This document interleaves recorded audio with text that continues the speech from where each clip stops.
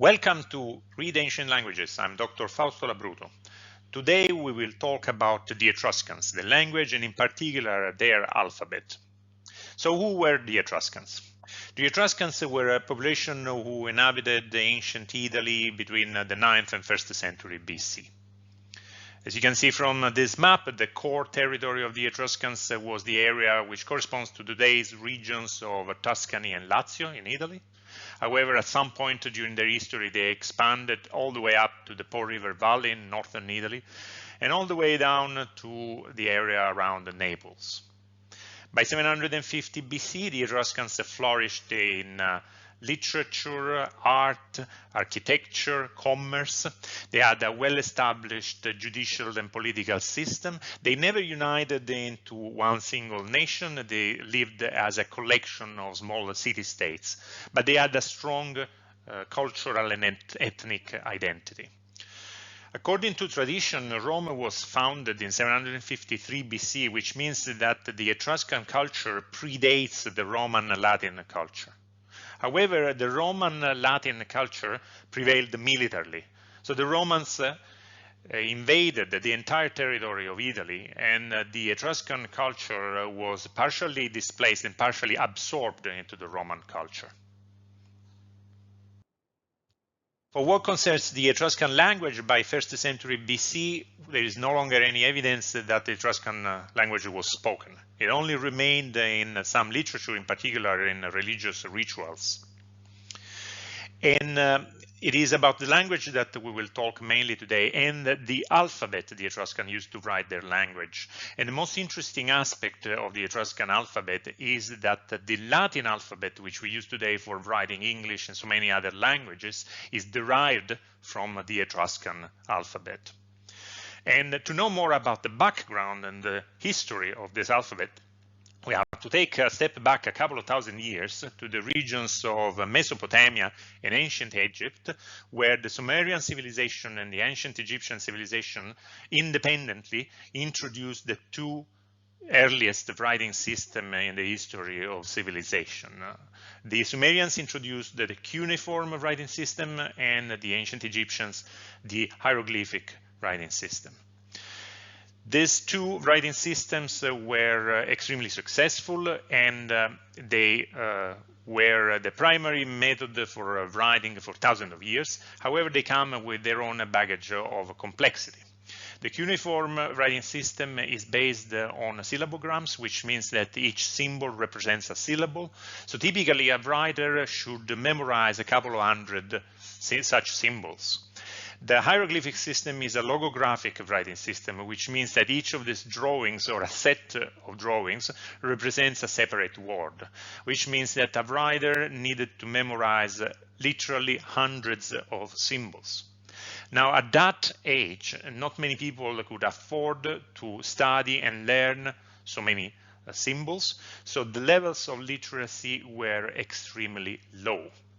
But by the beginning of the Iron Age, 10th or 9th century BC, some populations which were in contact with ancient Egyptians, namely populations which inhabited the Sinai Peninsula or the Levant, in particular the Phoenicians who inhabited the region which corresponds to today's Lebanon, borrowed the hieroglyphic system and some symbols for the hieroglyphic system and simplified them and created the alphabet more or less in the form as we know it today. So how did they do it? The Phoenicians borrowed a selected group of hieroglyphs, about a couple of dozens. Take, for example, this hieroglyph which symbolizes the house, the word house, and is read in ancient Egyptian as bet. They simplified it and they assigned it a phonetic value which corresponds to the first letter of the word bet. So that symbol in the Phoenician alphabet read as B. The result was that by borrowing just a couple dozens hieroglyphs, they were able to create a system by which they would be able to spell any word of their language.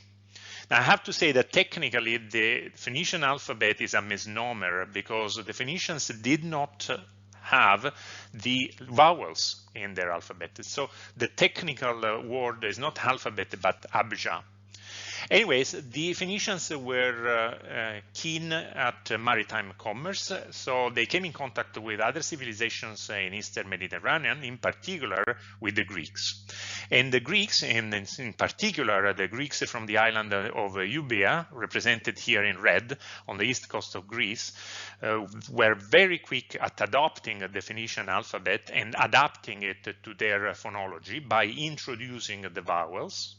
And the first alphabet the ancient Greeks used, called the Euboean alphabet, is what we see here on the right side image for the first text written in ancient Greek ever, which dates to the mid of the 9th century BC. As you can see from this map, the ancient Greeks had colonies and commercial trade posts in many sites in southern Italy, and it is around the area of Naples that they came in contact with the Etruscans. For example, the commercial trade post of Cumae, founded by the Greeks in the 9th century BC, is just about 20 kilometers away from the town of Capua, which is an Etruscan town.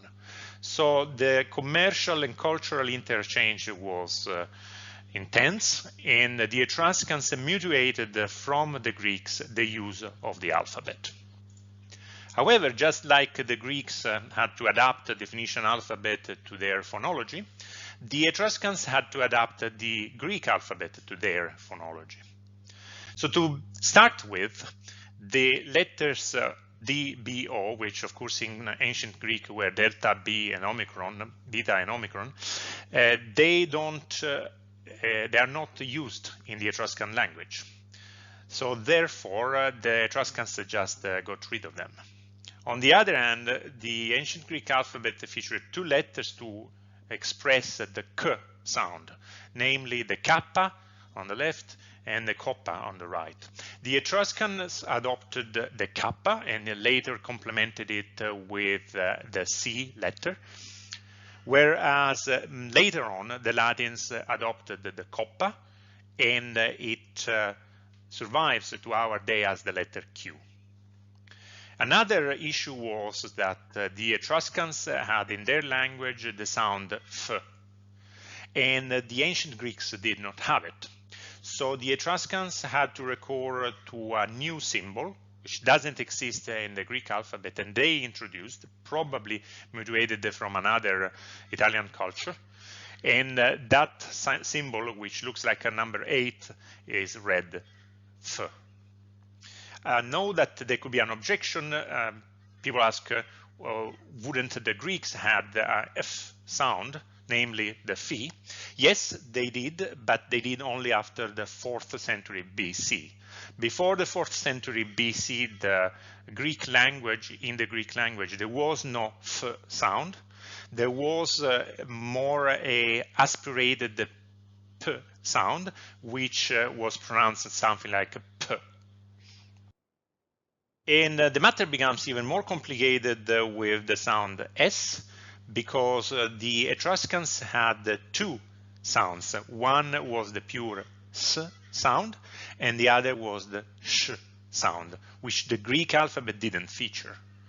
And to make things even more complicated, in different Greek alphabets, there were different symbols for the S sound. So the Etruscans adopted a mixture of these four symbols to variably represent the S and the Sh sound, depending on which region of Etruria we discuss. So here we see two artifacts from Etruria. On the left, it's an inkwell in the shape of a rooster. It's shown at the Metropolitan Museum of Art in New York. And on the right-hand side, a wax tablet, which Etruscans used to write quick notes on and erase them with the finger. And on both artifacts, you see the Etruscan alphabet in its entirety.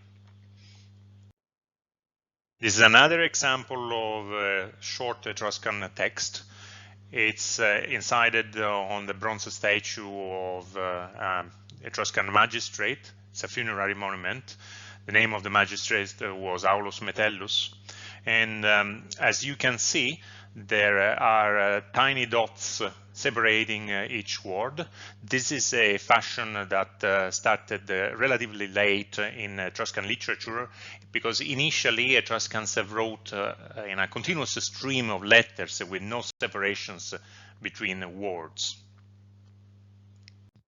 This is another example of Etruscan text. It's called the Pyrgi tablet, 3 thin leaflets of gold found at the town of Pyrgi in Etruria. It's a rare case of bilingual Etruscan and Phoenician, and the well-preserved material shows a characteristic of the Etruscan writing system. If you look carefully, you will see the letter S, the letter A, the letter E are written from right to left. So the Etruscans wrote from right to left, and only in some cases at the beginning of their history and towards their end, they wrote from left to right, when the influences from the Greek alphabet and from the Latin writing system were their strongest. But the majority of Etruscan texts are written from right to left. This is one of the longest extant Etruscan texts. It's called Tabula Capuana. It is a large and heavy terracotta slab shown at the Altes Museum in Berlin. And the reason why I'm showing this particular artifact is to attract your attention on a peculiarity. If we zoom in on the text, you may see that the letter E, for example, in the first line is written from right to left, which is the characteristic fashion of the Etruscan language. But in the next line, the letter E and all the other letters are written from left to right, and in the next line, again, from right to left. This is an alternating right to left and left to right writing system called boustrophédon. The word boustrophédon comes from ancient Greek and means as the ox plows the field, because each line is alternatively written from right to left and from left to right. We have some examples of boustrophédon in archaic Greek texts, and some in Etruscans. Otherwise, the boustrophédon is exceedingly rare writing system globally. This is a detail of a rock inscription called Cippus Perusinus, which is shown at the Perugia Museum in central Italy and is one of the longest extant Etruscan texts. Written from right to left in the Etruscan fashion, this is considered to be a legal document detailing the use of land and the territory of Perugia. And it allows us to give a quick recap of what we have discussed. The ancient Etruscans inhabited central Italy from the 9th to the 1st century BC. They predated the Roman Latin culture, and they eventually succumbed to the military expansion of Rome. Their alphabet has a very interesting history because it is derived from the Greek alphabet, and it is in turn derived from the Phoenician alphabet, which originates from Egyptian hieroglyphs. The importance of the Etruscan alphabet today is that what we use, the Latin alphabet we use for writing English language, is derived from the Etruscan alphabet. The Etruscans wrote from right to left. They had no signs for the sounds b, d, and o, and they were the first to introduce a sign for the sound f. There are thousands of extant Etruscan texts. However, the vast majority of the texts are extremely short, and that's one of the reasons why the Etruscan language cannot be fully translated. I hope this quick presentation gave you an interest in the Etruscans and their language, and in the future there will be more presentations detailing some of the longest extant Etruscan texts. Thank you for listening to Read Ancient Languages, and don't forget to follow us on Facebook and Instagram for updates.